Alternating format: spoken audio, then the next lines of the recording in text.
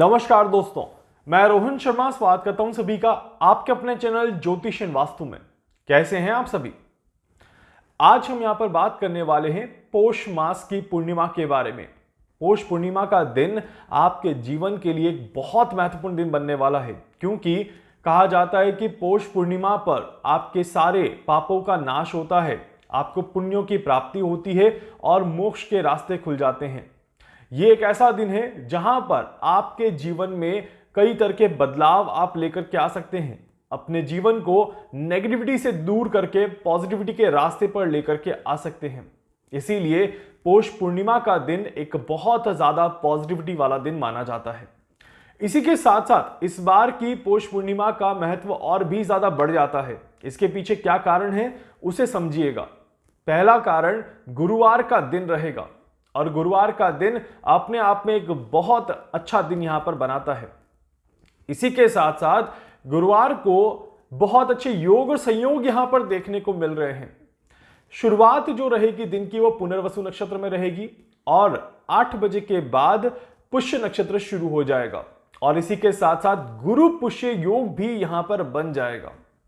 पौष पूर्णिमा का दिन और गुरु पुष्य योग यहां पर जैसे ही देखने को मिलेगा, इस दिन की पॉजिटिविटी और भी ज्यादा बढ़ जाएगी। इसी के साथ साथ अमृत सिद्धि योग यहां पर बना हुआ है, रवि योग यहां पर बना हुआ है और इन योगों के साथ ही ये दिन और भी ज्यादा पावरफुल दिन बन जाता है। इसी वजह से इस पूर्णिमा का महत्व अपने आप में कई गुना बढ़ जाता है। पूर्णिमा की तिथि कब से शुरू होगी ये भी आप नोट कर लीजिएगा प्लीज। 24 जनवरी 2024 को रात को 9:24 से पौष मास की शुक्ल पक्ष की पूर्णिमा आरंभ हो जाएगी। इसीलिए उगते हुए सूरज की जब हम कैलकुलेशन करेंगे तो यहां पर 25 जनवरी 2024 को काउंट किया जाएगा, क्योंकि रात को 11:23 तक पूर्णिमा तिथि चलती रहेगी। इसीलिए जब आप सूर्यदेव को जल चढ़ाएंगे आपको 25 को चढ़ाना है। आप चंद्रदेव को जब अर्घ देंगे तो वो भी आपको 25 को ही देना है। इस बात का विशेष तौर पर ध्यान रखिएगा।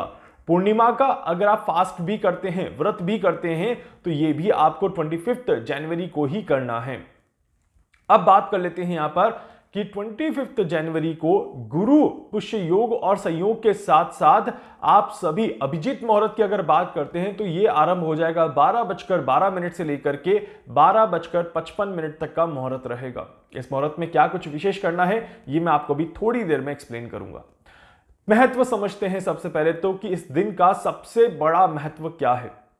देखिए, अगर आप अपने जीवन में निराश हो चुके हैं, हताश हो चुके हैं, कॉन्फिडेंस लेवल बिल्कुल लो हो चुका है और साथ ही साथ आप अपने जीवन को जीने की इच्छा त्याग चुके हैं, तो फिर मैं कहूंगा कि ये एक ऐसा दिन है जहां से एक शुरुआत करना तो बनता ही बनता है, क्योंकि कहा जाता है गुरु पुष्य नक्षत्र और पौष पूर्णिमा का दिन आपके जीवन में आत्मविश्वास को बढ़ाने का काम करता है, आपके जीवन में प्रॉस्पेरिटी बढ़ाने का काम करता है, आपको अच्छे रास्ते पर ले जाने का काम करता है और साथ ही साथ आपकी खोई हुई उम्मीदों को पूरा करने का यह काम इस दिन किया जाता है। इसी वजह से गुरु पुष्य नक्षत्र और पौष पूर्णिमा का यह दिन आपके जीवन में एक नया उजाला लेकर के आता है, एक नई रोशनी लेकर के आता है।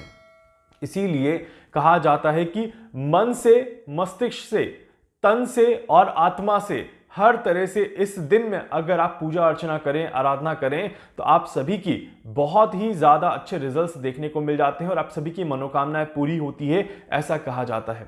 इसका सीधा सीधा कनेक्शन जो बनता है इस दिन का, ये आपके माइंड और आपके आत्मा के साथ कनेक्ट होता है। इसीलिए कहा जाता है कि पौष पूर्णिमा की शुरुआत सूर्यदेव की आराधना से करनी चाहिए। सूर्यदेव का बहुत बड़ा महत्व होता है और सूर्यदेव की आराधना करनी ही चाहिए। उपाय के तौर पर अब आपको क्या क्या करना है ये आप नोट कर लीजिए। सबसे पहले आप सभी को सुबह सुबह जल्दी उठ जाना है और जल्दी उठ करके स्नान करना है। स्नान करते समय, नहाते समय किसी न किसी पवित्र नदी का जल आप अपने नहाने के पानी में मिला दीजिए और स्नान कर लीजिए, तो ये बहुत अच्छा रहेगा।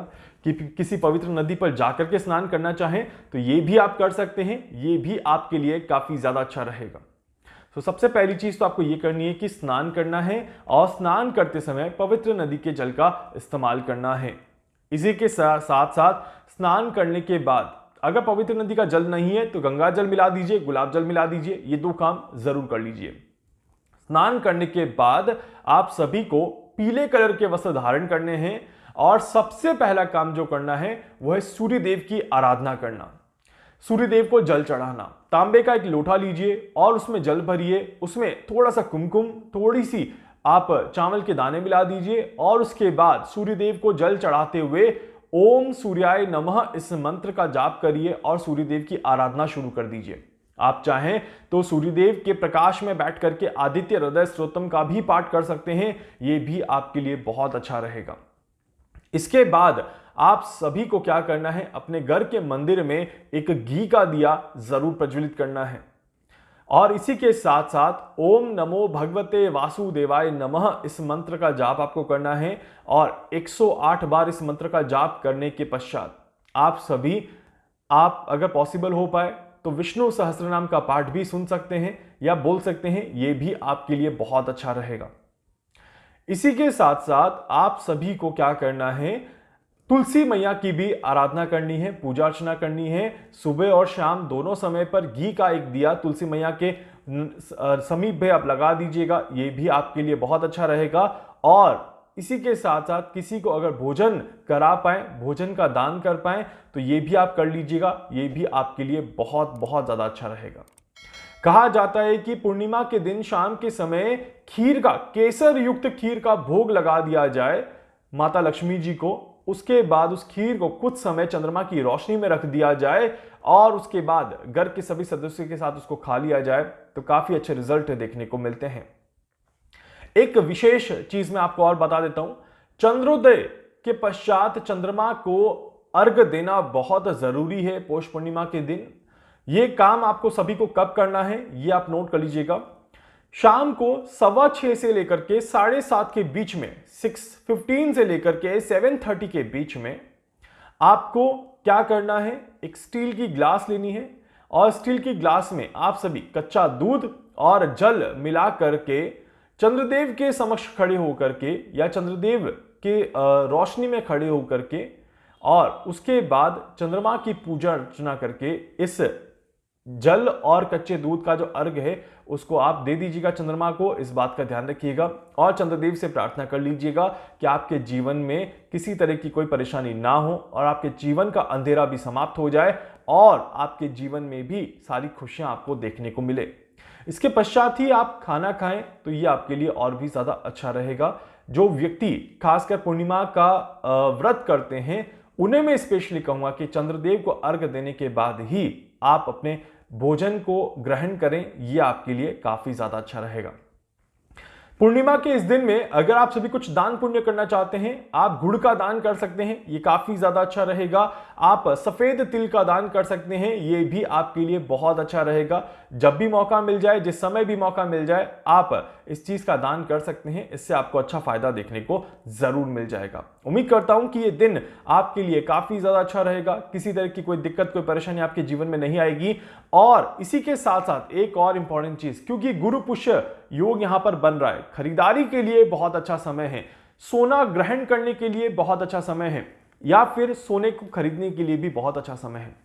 अगर आप सभी ने किसी भी तरह का कोई सोने का आभूषण नहीं पहन रखा है तो मैं कहूंगा कि आज के दिन में अभिजीत मुहूर्त में सोने को ग्रहण जरूर करिए।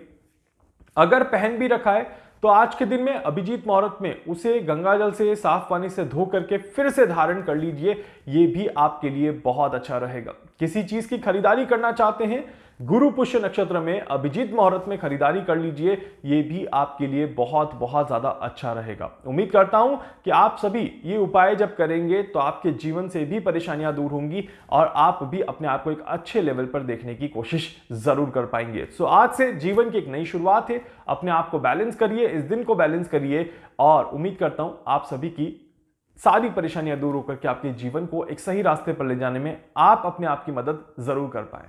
वीडियो को लाइक कर दीजिएगा, चैनल को सब्सक्राइब कर दीजिएगा, बेल आइकन पे जरूर से क्लिक करिएगा। कुछ पूछना चाहते हैं, जानना चाहते हैं, अपने बारे में कुछ भी समझना चाहते हैं, आप मुझसे संपर्क कर सकते हैं। मैं पूरी कोशिश करूंगा आप सभी की हर संभव मदद यहां पर कर सकूं। धन्यवाद।